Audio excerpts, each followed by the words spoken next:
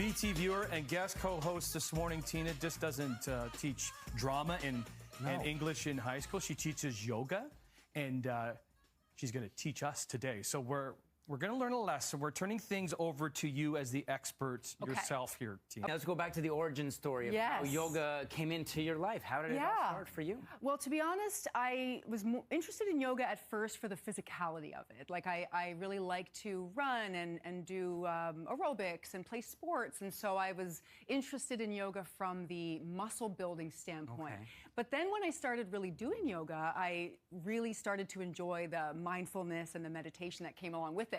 I wasn't really expecting that. I didn't think I would enjoy that part, but I do. Yeah, whenever I do yoga too, that's a big part of yoga. Absolutely. But there's that just rooted in you from your teaching background? You know, perhaps. It was always something that I thought I would do when I retired, to become a yoga teacher. And then a friend of mine encouraged me to take my yoga teacher training earlier, and I'm so glad I did, because I was able to bring this to my school. So I do teach a class like this in school. We call it Health and Vitality, and it's not just yoga, but yoga is a part of it. And we just talk about different forms of wellness, because not every student loves phys ed.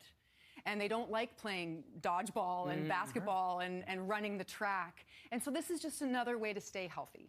Because I love the physicality of yoga, I do prefer a faster flow, like a power yoga. And so you see these faster paced sequences. When you go to a yoga studio and it says vinyasa, that's generally what they mean, like a faster flow.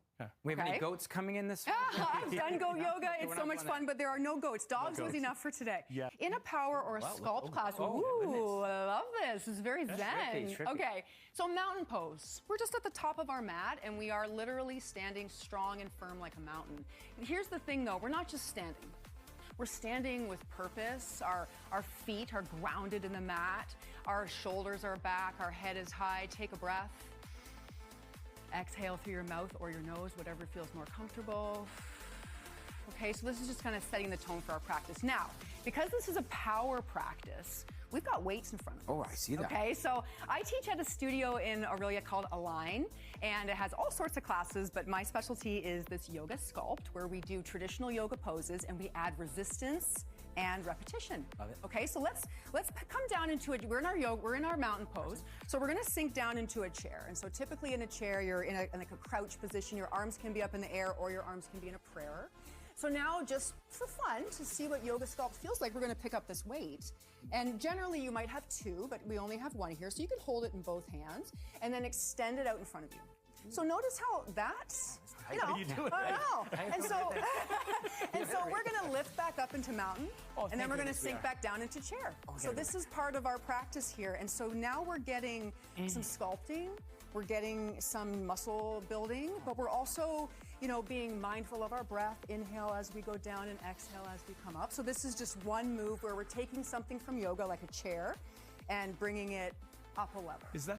And the slow movements really hit. The slow movements really hit. Yeah. So we're going to do one more move, or maybe a couple, depending on time. So ground your right foot here and step your left foot back. So this is in yoga called a crescent lunge. It's just a high lunge. So some things we can do with this weight in our hand now while we're holding this high lunge is just do a little shoulder lift and a down, and a shoulder lift and a down. And so then we would switch sides. So, and now lean your body forward and bring the weight down. And now we're in what's called a runner's lunge. And now we're gonna use this weight and just pull the elbow back. So now we're getting a little bit of some work on our shoulders and back. We have various weights. So this is a 5 pound. We have 3s, we have 8s. And I always say, you do not even need to use weights. Because let's say we were just doing that move that we just did, and we weren't holding a weight, like, you're still really feeling it, right? So weights are always optional, and everyone just works at their own pace.